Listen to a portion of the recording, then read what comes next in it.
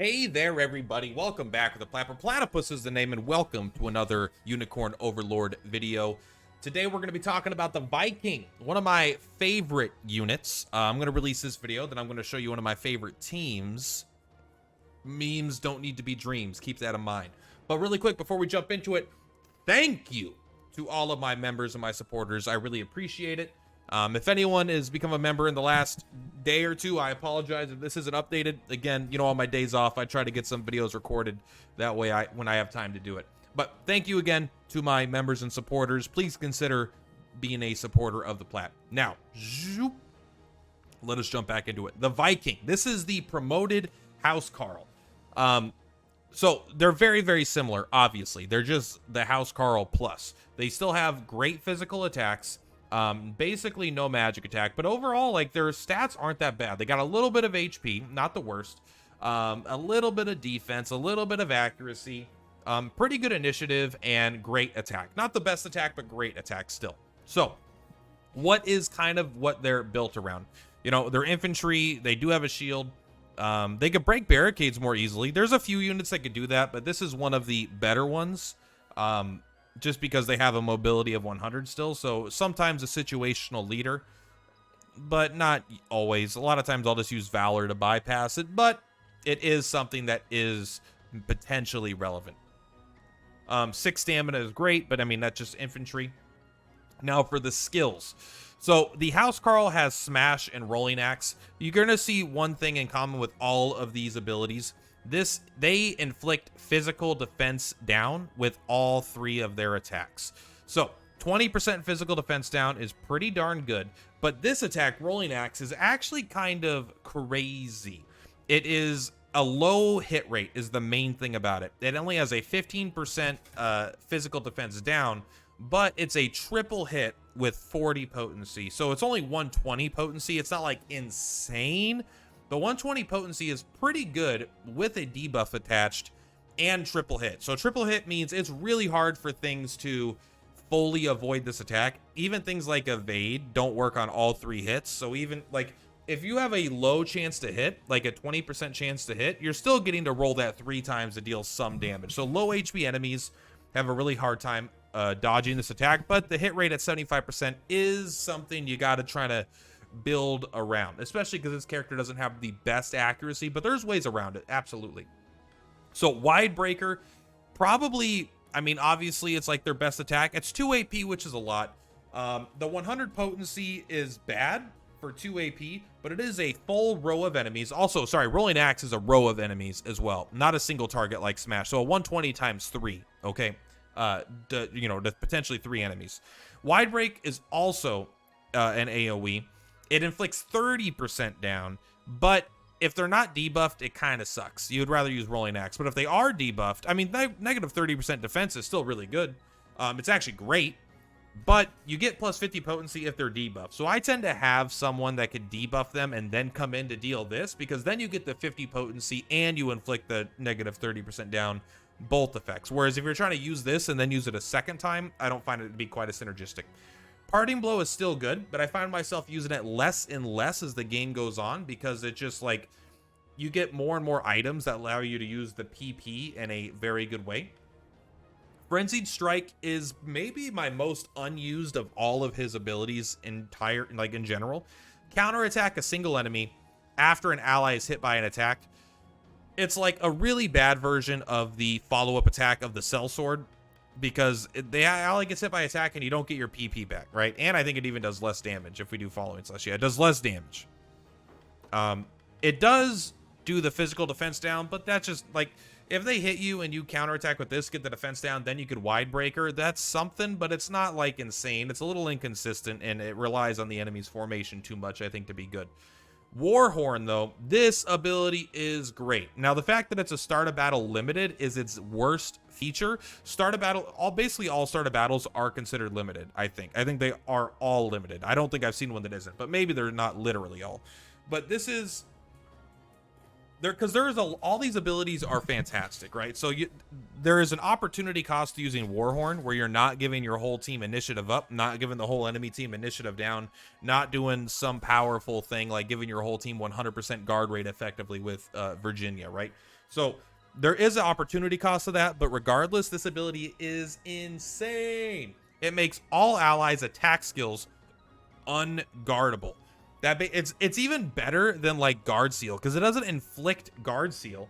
It's like a buff on your characters, I think, as opposed to a debuff on the enemy. And I don't even know if it's like a strict buff, but it seems like this is like harder for the enemy to deal with and get rid of. And unguardable just basically means all your attacks are going to be doing more damage because you don't need to bypass the 50 or 25, 50+% damage reduction that you're getting from the enemies. You get to just deal full damage all the time. Even if they cover and the cover says they do a heavy guard, they just cover but take full damage. So very, very good. Of course, it's not good against a full mage team that wasn't going to guard anyway, but this is a very powerful ability. So kind of items I like using here is you can see here, I go all in on the damage on this specific character, right? I like the Eliminator. The magic defense doesn't matter too much. He doesn't have to struggle with it. You could easily have someone guard for him, or you could have a Radiant Knight. Black Iron Shield, I just like having a little bit higher crit rate. I mean, I'm sure there's something better I could be doing here. Maybe getting one more PP is good, but I'm not currently using it that much. One thing I actually think is insane if you end up getting it, I don't remember where you get it, but it's the, let's sort by skill. It's the sniper lens. Sniper lens. I think it's what it's called. If you see it, you got to tell me. If you see it, you got to tell me. I have it a different one. So many items in this game, bro. The sniper lens here. This gives you eagle eye and 10 accuracy. So before you attack, you get to make your attack a true strike. That makes this rolling strike like actually hit every time, but it makes it so much better because it is not uncommon to miss with this attack because it's low accuracy, but the damage is insane, especially in AoE. And when this is true strike, you are killing all the birds, all the archers, all the thieves, all the everything besides the really, really heavy tanky guys. And even when they are really heavy and tanky, that's when suddenly your Warhorn becomes way better in the fight. So and then other than that, I'm just going in on damage, right? Physical damage. I want them to kill stuff. So Rolling Axe, I like having this set up on a not debuff target. That way, if they... Basically, this is kind of for a different build, but if no one is debuffing them, I just like them using Rolling Axe because Widebreaker needs to target buffed targets to do really, really good damage. But Rolling Axe also, it's only 1 AP.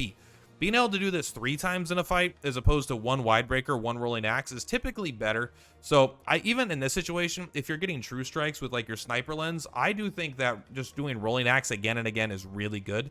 But there are times where an enemy has such a high physical defense and you shouldn't even be using this unit, but maybe you're caught out and you're at where Widebreaker having the increased potency, like having and because the 40 potency does go up against their armor. So if their armor is like, you might hit 1, 1, 1, 1. You might hit 1 3 times, right? Whereas this might hit 1 time for 15 or something because of the way it gets over their physical armor. So absolutely, it's worth using sometimes. Smash, I don't use nearly ever anymore. There's almost no situation I want to use Smash over Rolling Axe. Yes, its debuff is a little bit weaker, but it just does more damage and it's easier. It's like, it's less all in, you know, because you're likely to get at least some damage in. In this one, I just like that even if you miss, you're probably not going to miss all 3. And if you hit 2 out of 3, you're doing almost the same amount of damage. I just like Rolling Axe a lot. I'm biased, all right? I really, really like this attack. So that's basically what they are, what they do, kind of how I build them. Who do they synergize with? They synergize, in my opinion, very, very well with the Rogue. Now, the Rogue has a built-in sneaking edge, so they can inflict guard seal and passive steal on a single target. That's good.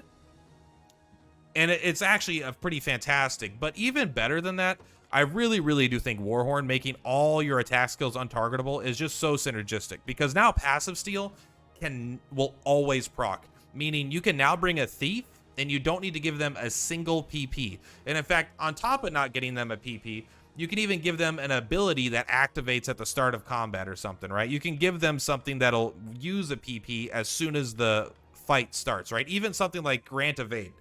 you know, that takes 2 PP, you could just use that, and then suddenly you're going to get all your PP back by attacking characters. So I don't have anything. Maybe use Powerful Call or something, right?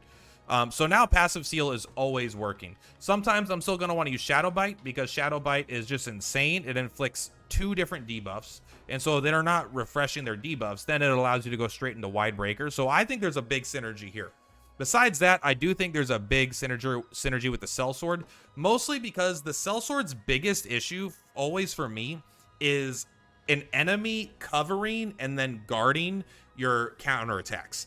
Like, or even just the front line, if they have like a hoplite and then you're hit, even if you're trying to hit them hard, when they are blocking, you know, with their high physical and they're blocking 50% on top of that, I think that really, really fucks you up. So this will just help you get through for that damage, especially when you are using something like a Retaliation Earring to add flat damage on top of it.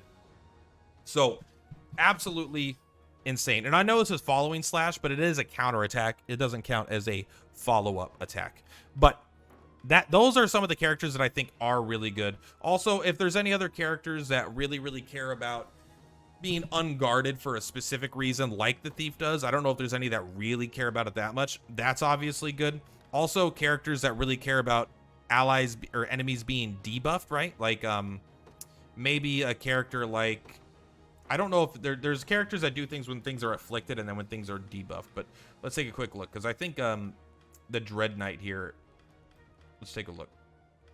Is she this is when they're afflicted. Okay, so not quite the same, but you know, the kind of look around, these are the ones that came out to me immediately. You can always add a Shaman. Shaman afflicts debuffs frequently, right? So that's pretty much exactly what they do.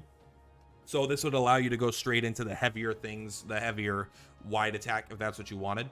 But let's kind of give you an idea here. So I have this team set up. It's not going to be much of a fight, but the idea here is, like, she has a 54% guard rate, right? And then she even has Iron Veil, grants everybody on your team a 50% guard rate and 30% physical defense. So she's going to have a 100% guard rate. He's going to have a 100% guard rate. This character is going to have roughly a 100% guard rate, and they even have a build built around, like, all right, after they guard, they get AP, right? So this is basically just to show off the Warhorn and how powerful it is with the Thief. And then when the Thief goes, this character, I don't even know. I don't remember why he's here. I think it was here because I wanted to show off the Frenzied Strike, but I don't think that's that important. So let's do a mock battle here. We are going to do Aubin's unit against this one. So keep in mind, they have a 100% guard chance and a huge amount of physical defense. Like, we're all physical. So now our attacks cannot be guarded, right? She does Iron Veil, huge amount of physical defense. I fucked up. Give me a second. We still won, but I switched these around and I forgot. Let's this is what makes it really powerful, right? Passive Steal. So we only have the 2 passive points that are built in. We don't have any more. But what we could do here. Yep, she does her thing. And so we go in and Passive Steal. We took all 4 of his passive points and filled our passive points up. We come in, we just do a bunch of damage. We actually miss, surprisingly. But then Killing Chain is still good. Oh, that's why. I was going to show you, because Bernice is kind of a nombo because this character never gets hit. But look at that. You get to go to a second character, steal all their PP. Wide Breaker, do a ton of damage. If Vertical Edge hit, Bernice would have done good stuff. But Bernice and the Thief are kind of a nombo in themselves. But the Parting Blow gets to finish them off, actually. So this is not a... remember, I'm trying to do a different... Was my camera in the way? It's always hard to tell. I'm gonna watch this again really quick. Is it in the way? This game is not designed for content creators. No, okay, we're good. This is fine.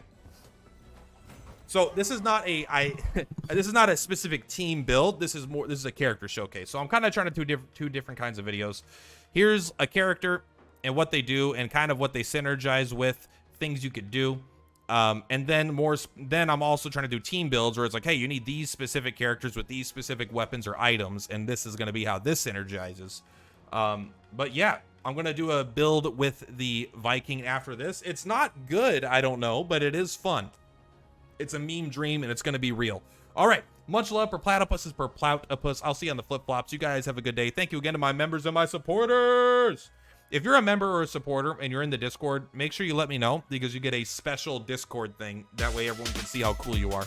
So make sure you reach out to me. Anyway, much love for Platypus, for Purplatypus. See you on the flip flops. Bye.